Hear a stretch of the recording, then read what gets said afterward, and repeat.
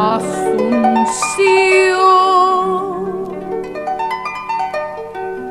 qué distante tus recuerdos van quedando para mí. La frágil memoria de sus habitantes hizo que parte del patrimonio arquitectónico de Asunción se perdiera para siempre, en la misma zona en la que se cree que Asunción fue fundada y donde luego se gestó la independencia. Solo queda en archivos fotográficos lo que fue la Casa de los Gobernadores, donde ahora está la Comandancia de la Policía, y el Cuartel de la Maestranza, donde se alzó el Congreso Nacional. Nosotros ignoramos, por ejemplo, que alrededor de la Plaza de la Independencia, que está entre la Catedral y el actual Parlamento Nacional, se gestaron prácticamente todos los grandes acontecimientos históricos del país. Y hoy esa parte de la ciudad es un depósito de vehículos estacionados, es un gueto de la policía, de los manifestantes, de los ocupantes clandestinos, en fin. ¿Qué había en esa zona antes, por ejemplo? Y estaba la Casa de los Gobernadores y Casa del Tesoro Real, la casa desde donde gobernó Francia, el lugar donde fusilaron a todos los patriotas, la casa, el cuartel de la Ribera desde donde partió la intimación a Velasco para la independencia nacional, la plaza del Congreso que constituyó la primera Constitución Nacional en 1870. Otro escenario de la historia fue la calle Palma, en donde se encontraba la casa del mariscal Francisco Solano López, quien ordenó la construcción del oratorio a la Virgen de la Asunción.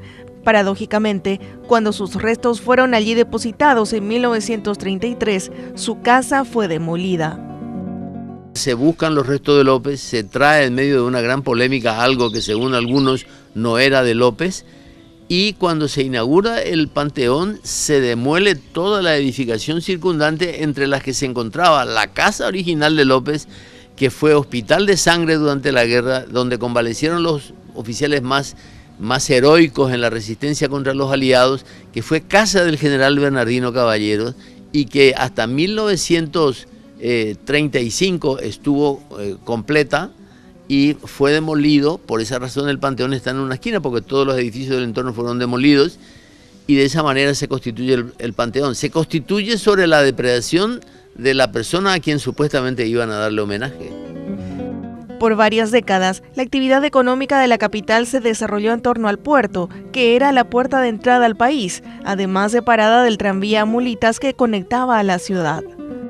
Porque la gente de Asunción iba a mirar a quienes venían. Es más, algunas casas de Asunción se hicieron con miradores para ver llegar a los barcos, y entonces está llegando el barco tal, y se iban al puerto para ver a la gente. Y después se crea otro polo de atracción muy importante, el vínculo entre el puerto y la estación del ferrocarril, que determinó que ese tramo, que es el casco histórico, el eje histórico más importante de la ciudad, se convierta en un permanente hormigueo de gente.